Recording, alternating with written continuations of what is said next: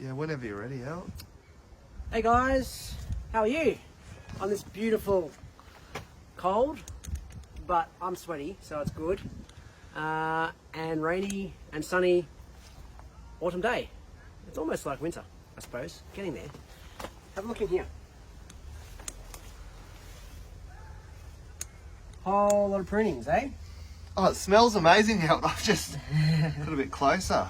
So, obviously, I don't know if you can work it out, but this is going to be a garden bed. Our volunteers built this, and the plan, once it's finished, is to hook into the downpipe just over here. We build a water tank and to water it. Okay. We haven't got that far yet, but I want to show you something that I've done, and that was the prunings I put in the bottom. So normally when you build something like this, you put gravel or something in the bottom, so it will, drain away. I don't want to spend the money on gravel. We don't do that anyway because we reuse things. Now permaculture, you guys may have heard of permaculture, probably most of you have, you know what it's about. So one of the rules or one of the things that you can do in permaculture is when you make a garden bed is that you put nutrients underneath the plants, which is this stuff. So you could put prunings like I've done, because that's what I've got, because we prune trees and stuff all the time here, or you can put like food. So straight from your Fergo bin, for example, tip it straight in the bottom, yeah?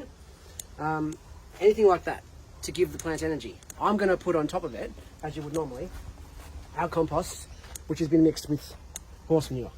Yeah. So this will take a while to break down, so it's going to drain quite well because it's airy, and we've got a pipe underneath there to hopefully suck all the water out so it doesn't get too moist in the bottom. But we'll see what happens. It'll come out either end. And once it does break down, you just need to keep kind of topping it up with more stuff like this. So it's kind of like, I suppose, layering in a way. So you have a layer of this type of stuff, or some kind of food scraps. Then your layer of your manure and compost. You plant into it.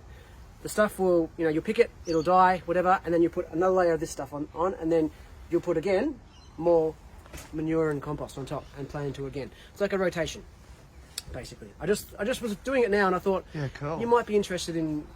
What are you going to plant in there, Elton? Yeah, lots of ideas. I'm just not sure yet. I'm thinking maybe strawberries, maybe having a go because we've got a warm wall here, a passion fruit vine against the wall and a trellis. Oh yeah. I'm still in two minds. I'm not 100% sure. Yeah. But hopefully we'll be planning into it, I don't know, next week. And where does the water go now? Does that just go straight into the stormwater? Straight into stormwater. So when it's done, we've got a big bin here that I'm going to cut the pipe and put the bin in the pipe. It's going to catch the water. Then we're going to have a tube coming across to irrigate that way with an overflow tube. That's the plan. Okay.